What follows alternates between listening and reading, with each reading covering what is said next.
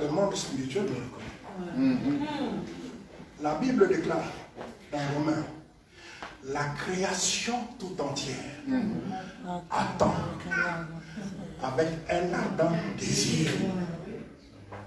Pas de ceux qui ont étudié à la Sorbonne ou qui ont vécu aux États-Unis. Mais la création, quand on dit la création, le mariage a été créé. Les vêtements que vous portez, ça a été créé. Les maisons dans lesquelles nous habitons, ça a été créé. Même la nourriture, tout a été créé. Tout ce que nous voyons, ça a été créé.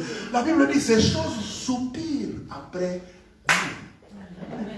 Mais pour qu'on puisse posséder ces choses, nous devons avoir une identité. Amen. Une identité spirituelle. Une identité localisable par le ciel. Oh, que le nom du Seigneur soit béni. Si tu es un enfant de Dieu véritable, je te déclare ce matin que tu n'es pas la queue, mais tu es la tête. Tu vas manger le meilleur fruit de ce monde. Je te le dis au nom de Jésus-Christ de Nazareth. La création cherche. L'élévation cherche. Le mariage cherche. Le travail cherche. Est-ce que vous savez, pendant que je vous parle, il y a beaucoup de sociétés qui ont fait faillite, que nous allons racheter. Amen. Nous allons racheter avec un euro symbolique. Et avec l'onction de Dieu que nous allons faire marcher ces sociétés pendant que les satanistes dépensent les bilans. Mais nous, en tant qu'enfants de Dieu, puisque nous avons Dieu, la Bible dit dans le psaume 60, verset 14, avec Dieu, nous ferons des exploits. Alléluia. Et il écrasera nos ennemis. Amen. Le ciel est en train de crier.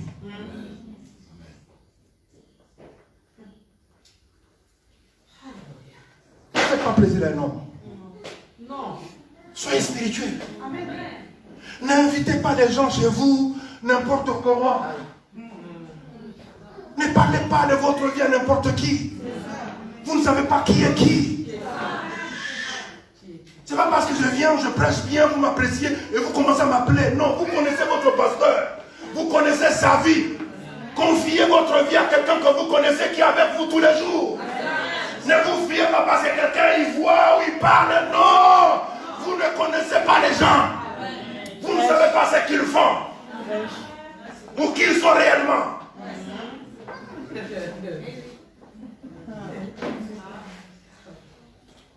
Je veux dire à quelqu'un, Dieu a vu la situation. Amen. Non seulement il a vu, mais il connaît.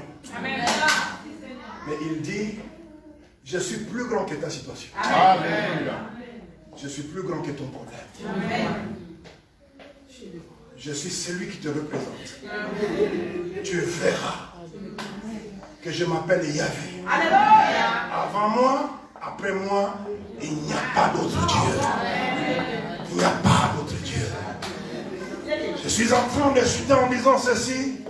Dans Juge au chapitre 7, Dieu décide d'envoyer Gédéon aller exterminer les ennemis d'Israël.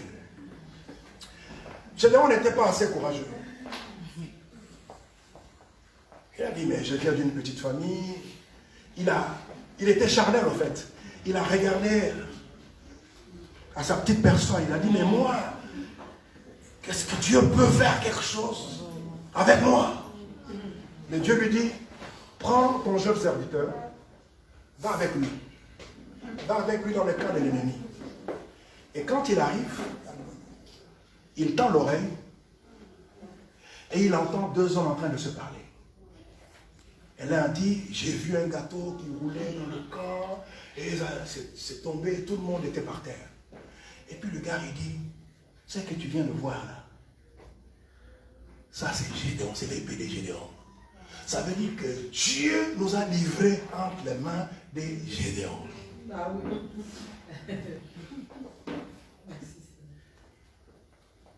Je veux dire à quelqu'un, pendant que toi tu es là, dans les camps de tes ennemis, ils sont en train de recevoir des songes, des rêves, et même l'interprétation de leurs songes et de leurs rêves qui démontrent leur fin. Comment ils vont être exterminés. C'est-à-dire, Dieu ne leur parle pas un langage codé. Il décodifie pour qu'ils puissent comprendre ce qui va leur... Mais le diable, il est bête. Je dis à Satan, tu es vraiment bête. Tu sais qu'on va te battre et tu ne fais rien. Satan, tu es bête. Tu es bête parce que Dieu a décidé de m'accorder la victoire. Ceux qui te combattent, ceux qui s'attaquent à tes finances, à ton mariage, à tes enfants, à ce ministère, Dieu va leur parler clairement, clairement. Il va leur parler clairement. Alléluia. Amen. La Bible dit, je dors avec 32 000 hommes. Dieu a dit c'est beaucoup. Ces gens risquent de s'accaparer de ma gloire. Amène-le. Je vais trier. 2 catégories. Ils arrivent, Dieu lui donne la stratégie. Il dit, demande à ces gens-là de boire l'eau. Il y a 2 catégories. Ceux qui ont pris de l'eau avec leurs mains et ceux qui ont baissé leur visage, ils ont commencé à un peu comme des chats. Dieu dit, ceux qui l'ont pas avec leur langue, ils étaient au nombre de 300. Dieu a disqualifié 31 700. 31 700 ont été disqualifiés.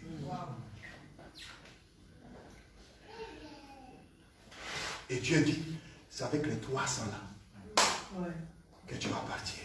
Yes. Qui te reconnaît.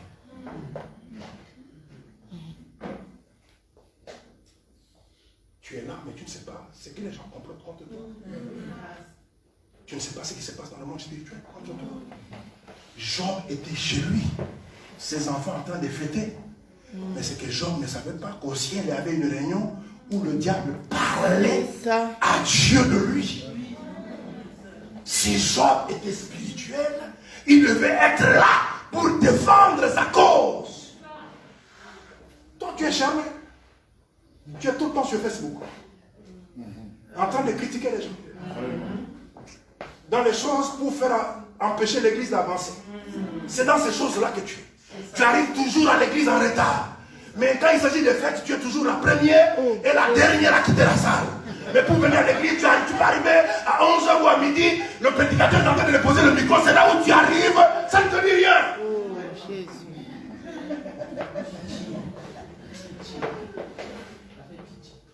Mais Job a subi parce qu'il n'était pas là où il fallait être. Et pour être là, il fallait être spirituel. C'est pour ça que quand Christ est venu, il nous a sauvés. La Bible dit, il nous a transportés dans le royaume de son Fils bien-aimé. Vous me voyez physiquement, mais le véritable Élie n'est pas là. Il est en Christ. Amen. Pour que tu me touches, il faut que tu montes. Si tu peux. Et quand tu arrives là-bas, tu verras ce que tu dois voir. Avec les 300, Dieu va accorder la victoire. Amen, amen, amen. Mon fils, ça c'est un père qui te donne le conseil. Ce qui va préserver ton ministère, c'est que tu restes spirituel. J'ai beaucoup apprécié quand tu as dit, j'étais chez moi et Dieu m'a dit, appelle cet homme. Ce qui va te sauver, ce qui va t'épargner des pièges dans le ministère. Continue. Continue à écouter Dieu. Amen. Tu arrives quelque part, tu peux être à table. On met la nourriture, Dieu te dit, toi ne manges pas. Mais c'est toi l'invité principal. Dieu te dit, ne mange pas parce que Dieu connaît le cœur des gens. Oh, Jésus. Amen, amen. Tu penses que tout le monde t'aime? Non. Tu penses que tout le monde veut que tu restes intègre? Non. Tu penses que tout le monde veut que tu marches dans la sanctification? Tu penses que tout le monde veut que ton mariage marche bien? Dieu connaît le cœur des gens qui sont ici. C'est la vérité. Il connaît. Il y a ceux qui prient. Et il y a ceux qui prient contre toi. Il y a ceux qui prient contre ton ministère. Il y a ceux qui prient contre ton mariage. Il y a ceux qui prient contre tes enfants. Il y a ceux qui prient pour que les choses ne marchent pas. Dieu seul qui sait. Il faut être discret. Les grands font des choses dans la discrétion. Amen. Moi, quand je voyage, personne ne sait. Même ma mère. Il y a des gens qui essaient de m'impressionner. Ah, moi, je connais un tel. Je regarde, je rigole. Des fois, pour emmerder la personne, je sors mon téléphone. Et tu vois, ça, c'est la ligne directe d'un tel.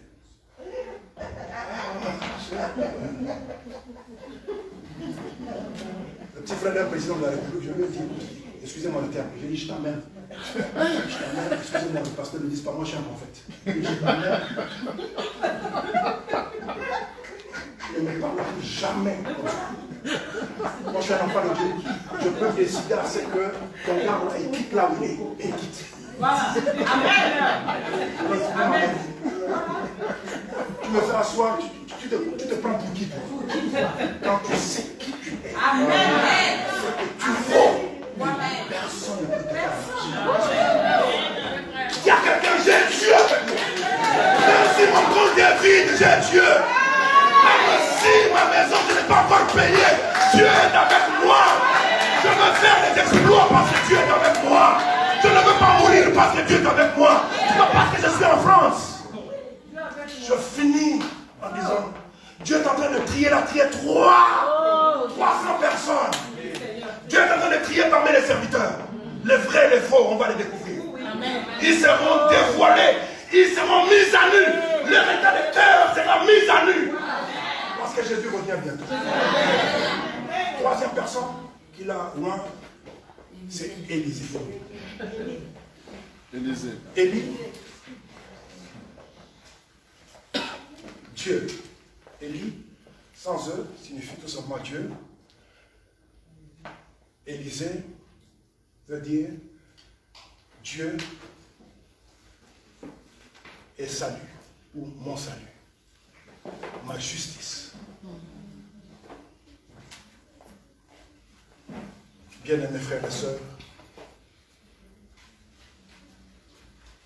avant que je ne termine, Élisée signifie Dieu sauve, ou Dieu est mon salut. Amen. Je ne connais pas ta situation. Je ne sais pas par où tu passes. Mais parmi ces 7000 personnes, je voudrais que ce toi type d'onction se manifeste dans ta vie. Amen. Que tu sois un homme qui a le discernement. Un homme qui a des principes. Et un homme qui est humain. Amen. Amen. Oh Dieu, ouvre mes yeux. Pendant longtemps, je me suis retrouvé dans l'obscurité. Quand on a arrêté Samson, la première des choses, on avait crevé ses yeux. Mais en réalité, ce qu'on visait, c'était ses yeux spirituels.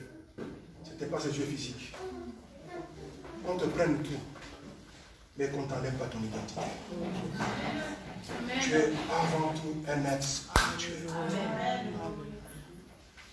Développe ta spiritualité en craignant Dieu. En méditant la parole de Dieu, en priant, en jeûnant, en ayant des valeurs sûres. Les gens sont avec toi, sont avec toi. Mais Dieu a dit, je serai avec toi jusqu'à la fin du monde. Amen. Qui te reconnaît? Qui te reconnaît? Je vous demande de vous lever. Levez-vous avec mon Dieu. Nous allons lire Malachie 3, le verset 8. J'ai fini de prêcher. Malachie chapitre 3, le verset 8. Quelqu'un peut lire?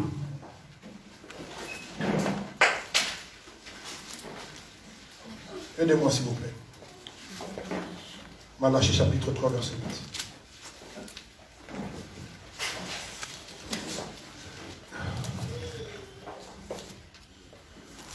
Quelqu'un a trouvé? Alléluia. Je lis la parole de Dieu dans Malachie 3 au verset 8. La Bible dit, « Un homme trompe-t-il Dieu, car vous me trompez. Et vous dites, en quoi t'avons-nous trompé? Dans les dîmes et les offrandes. Vous êtes frappés par la malédiction et vous me trompez. La nation tout entière. Apportez à la maison du trésor toutes les dîmes, afin qu'il y ait de la nourriture dans ma maison. Mettez-moi de la sorte à l'épreuve, dit l'Éternel des armées, et vous verrez si je n'ouvre pas pour vous les écluses des cieux, si je ne répands pas sur vous la bénédiction en abondance.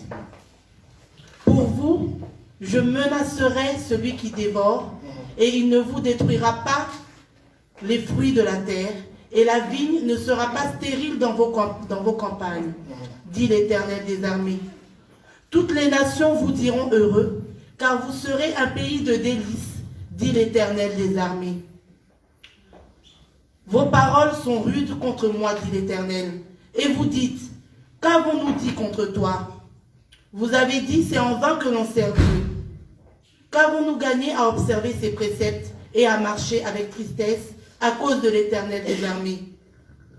Maintenant, nous estimons heureux les hautains, ou les méchants. Oui, les méchants prospèrent. Oui, ils tentent Dieu et ils échappent. Alors ceux qui craignent l'Éternel se parlèrent l'un à l'autre. L'Éternel fut attentif et il écouta. Et un livre de souvenirs fut écrit devant lui pour ceux qui craignent l'Éternel et qui honorent son nom.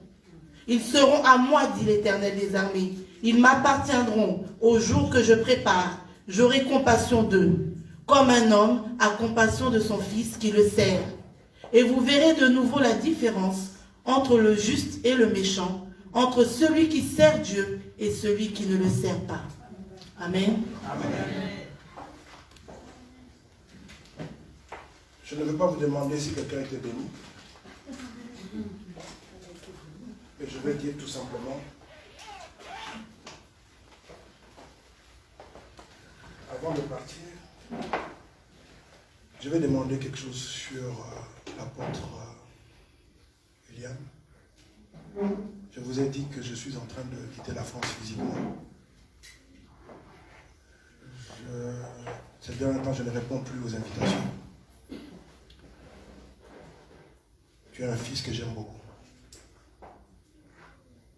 Un prophète ne quitte pas la ville comme ça, sans rien laisser, sans rien communiquer. C'est pas possible. En venant ici, mon fils peut témoigner, mon pied n'est rentré même pas. C'était enflé, j'avais très mal. J'ai dit, mais je vais aller jouer au bureau, Seigneur.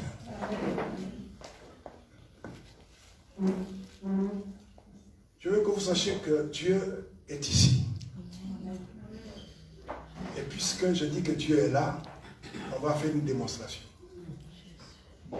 Y a-t-il quelqu'un dans cette salle qui a le sida?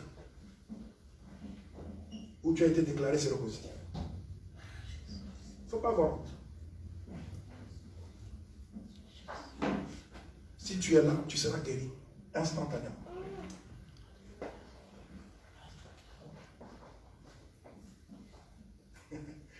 Tu as honte de qui? Qui te reconnaît? Le jour où tu vas commencer à faire la diarrhée, tout ça, tout le monde saura. Pas te cacher. Honte de qui? Tu vas commencer à porter des couches, 3 couches, 5 couches. Bien, Dieu va te guérir là. Pourquoi? Parce que Dieu a vu. Puisque Dieu a vu le problème que vous avez, il a parlé à son serviteur pour que je vienne. Et Dieu ne peut pas me faire déplacer pour rien. On vient à l'église, on repart toujours avec les mêmes problèmes. Deuxièmement, ne viens pas me voir quand je vais rentrer dans la voiture. Parce que tout se passe ici. Amen. Deuxièmement, y a-t-il quelqu'un qui a une maladie? Tu as le cancer. Y a-t-il quelqu'un dans cette salle qui a le cancer?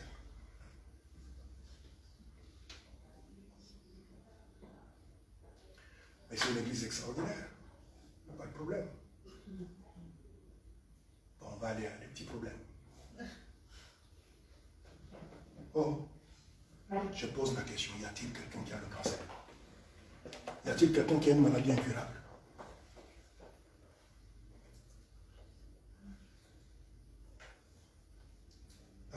Des fois, nos enfants sont hypocrites. Hein?